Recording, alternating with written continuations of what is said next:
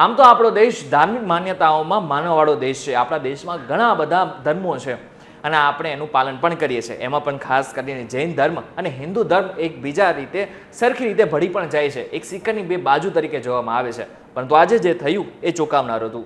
પાવાગઢમાં જે મંદિર છે એની જે સીડીઓ છે ત્યાં કેટલીક જૈન સમાજની મૂર્તિઓ કેટલાય વર્ષોથી છે, પરંતુ એ મૂર્તિને અચાનક તોડી નાખવામાં આવે છે. ત્યારે આ તોડી નાખવા પાછળનું કારણ શું છે, આની પાછળ જવાબદાર કોણ છે અને હવે જૈન સમાજ શું ઈચ્છે છે, જાણીશું આજના ડેલી ડોઝમાં.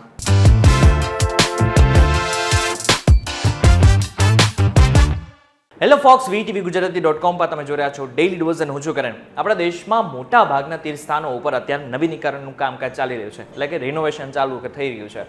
એમાં એક ખાસ કરીને પાવાગઢ પણ છે. છેલ્લા કેટલાય સમયથી પાવાગઢનું જે ચિત્ર છે એ બદલાઈ ગયેલું આપણે જોયેલું છે. ખાસ કરીને દર્શનાર્થીઓને ઘણી બધી સુવિધાઓ મળી છે, જેમ કે રિનોવેટ કરેલું મંદિર અને ખાસ કરીને રોપ વે. હવે એ બધાથી સાઈડમાં હટીને હવે જે વિકાસ થઈ રહ્યો છે એના ઉપર સવાલો ઊભા થઈ રહ્યા છે. હવે પાવાગઢ ડુંગર ઉપર ચડવા માટે જૂના દાદરા એટલે કે પગથિયાઓ રાખવામાં આવેલા છે. હવે પગથિયા તમે જ્યારે ચડો ને તો સાઈડમાં તમે જોયું હશે કે ગોખલાઓમાં જૈન સમાજની કેટલીક મૂર્તિઓ છે, ભગવાનની કેટલીક મૂર્તિઓ રાખવામાં આવી છે. હવે આ જ મૂર્તિઓને તોડી નાખવામાં આવી છે. હવે આપણામાંથી મોટાભાગના લોકો પાવાગઢ એકવાર તો ગયા જ હશે અને તેમને જૈન ભગવાનની મૂર્તિઓ પણ જોઈ હશે. જૈનો ત્યાં રોજે સેવા પૂજા કરવા માટે જાય છે. 20 દિવસ પહેલા જૂના દાદરાને એટલે કે પગથિયાને તોડવાની કામગીરી શરૂ કરાઈ હતી. આમ તો આ મુખ્યત્વે દાદરાને એટલે કે સીડીઓને તોડીને ત્યાં નવી ફેસિલિટી ઊભી કરવાની વાત હતી, પરંતુ તંત્રએ જે કામ કર્યું એની ઉપર સવાલ ઊભા થઈ રહ્યા છે. કારણ કે તંત્રએ જે જૈન સમાજની મૂર્તિઓ હતી, ગોખલાની અંદર જે મૂર્તિઓ હતી એને જ તોડી નાખી, જેનાથી હવે જૈન સમાજ રોષે ભરાયો છે. પરંતુ થયું એ જ કે જેની સંભાવના વ્યક્ત કરવામાં આવી રહી હતી, એટલે કે જે સીડીને તોડવામાં આવી રહી હતી ને એમાં પણ જૈન સમાજના ભગવાનની મૂર્તિ હતી એને પણ તોડી નાખવામાં આવી છે. મૂર્તિઓ ખંડિત થતાં જૈન સમાજમાં રોષ આક્રોશ છવાયો છે. અડધી રાત્રે જૈન સમાજના અગ્રણીઓ પાવાગઢ પોલીસ મથકે પહોંચ્યા હતા.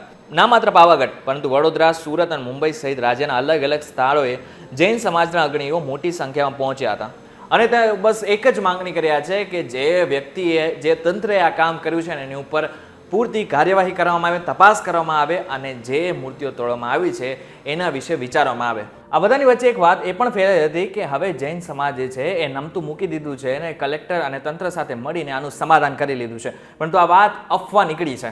સમાધાનની અફવા અંગે જૈન પ્રેમ વિજયજી મહારાજ સાહેબે એમ કીધું છે કે છેલ્લા સમાચારો મુજબ અફવા ફેલાઈ છે કે બધું બરાબર પતી ગયું છે અને સમાધાન થયું છે. હજુ તો શરૂ પણ નથી થયું. આપણી માંગણી છે કે જે જમીન છે તે જૈન સંઘને આપવામાં આવે, તેની બધી જ વ્યવસ્થા અધિકારી જૈન સંઘને આપવામાં આવે અને ગુનેગારો સામે FIR નોંધાય. ત્યારે આ જૈન સમાજ ક્યારે નમતું મૂકે છે તે જોવાનું મહત્વનું છે. આમ જોવા જઈએ તો હિન્દુ અને જૈન ધર્મને આપણે ક્યારે અલગ જોયા જ નથી.